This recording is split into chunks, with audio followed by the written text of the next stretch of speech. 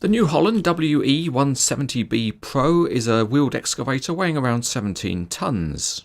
This model of it by Motorart comes in a New Holland branded box. It's time for a viewer question, and it's from Ed Case of Malawi en Croûte. Ed asks, how can he get air into the tyres on his models to keep the pressure up? Well Ed, the answer is there's plenty of air in that space between your ears that you can use. Back to the model, and there's no assembly to do because this model is complete out of the box.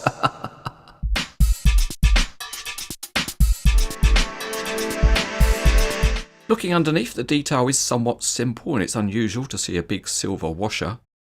But the tyres are good, and at one end of the undercarriage are some simple metal outriggers, and at the other end there's a simple metal blade. The cab detail is good with metal mirrors and grab rails. The body shape is captured well, but there are no grills detailed. There are some small warning graphics which add to the look. There's a protection guard on the cab roof, and the engine cover does have a grille. One nice detail is the metal handrails and mirrors, which are thin and look realistic, as do the thin hydraulic hoses. Although from a distance the model looks fine, up close some of the finishing is untidy. The hydraulic hoses run across two parts of the boom, but they don't make it to the stick. But the use of small graphics and thin connection pins is a plus point.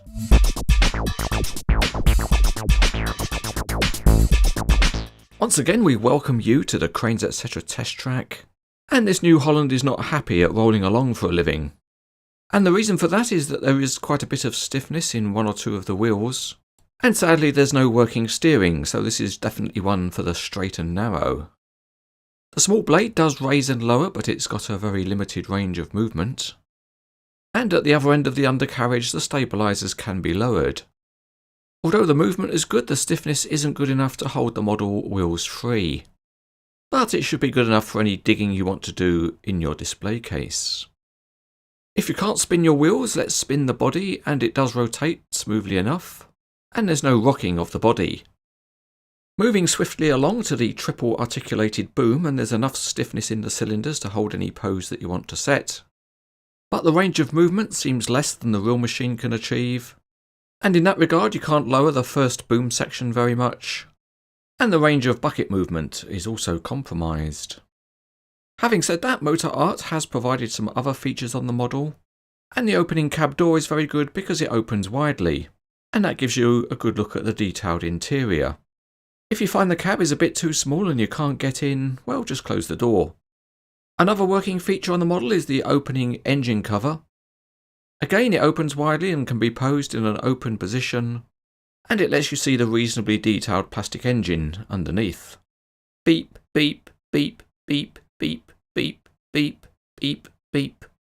Yes, that's realism for you as a low loader arrives to take the New Holland away. Whoa, steady up, giant hand crane. Please be careful when loading the machine.